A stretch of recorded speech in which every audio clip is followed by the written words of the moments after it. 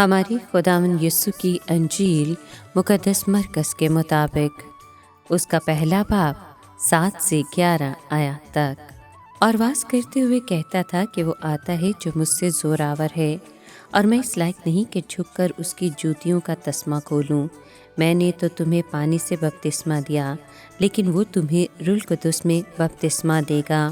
اور ان دنوں میں ایسا ہوا کہ یسوع نے جلیل کے ناصرت سے آ کر اردن میں یوحنا سے بپتسمہ پایا، اور جو ہی وہ پانی سے باہر آیا تو اس نے آسمان کو پھٹتا اور روح کو کبوتر کی مانند اپنے اوپر اترتے دیکھا، اور آسمان سے آواز آئی کہ تو میرا بیٹا ہے، المحبوب، تجھ سے میں خوش ہوں۔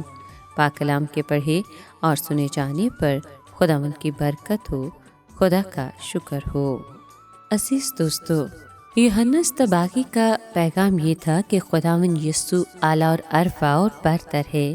وہ کہتا تھا کہ یسوع قدرت، شخصی فضیلت اور خدمت میں مجھ سے اس قدر عظیم ہے کہ میں اس لائق نہیں کہ جھک کر اس کی جوتیوں کا تسمہ کھولوں، جو کہ ایک غلام کا ادنیٰ فرض ہے۔ جو منادی روح سے مامور ہو کر کی جاتی ہے، وہ خداوند یسوع کو سربلند کرتی اور اپنے آپ کو پست رکھتی ہے۔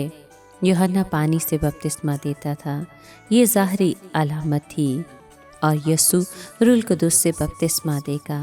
اس بپتسمے سے انسان کے باطن میں روحانی قوت کے چشمے پیدا ہوں گے۔ جس عرصے کو ناصرت میں 30 سال خاموشی کے سال کہا جاتا ہے، اب وہ ختم ہو گیا۔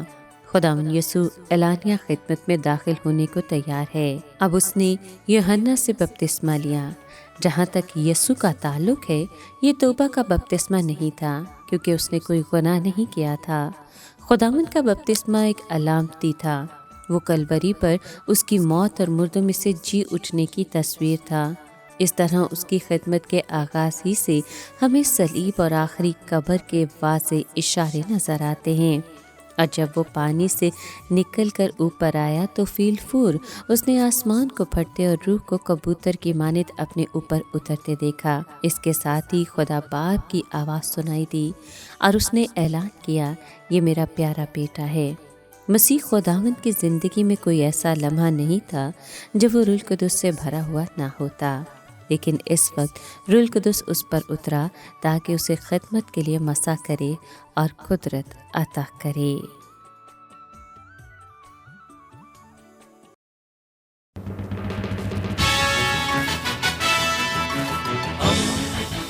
دوستی کا پیمبر، ریڈیو ویریتاس ایشیا۔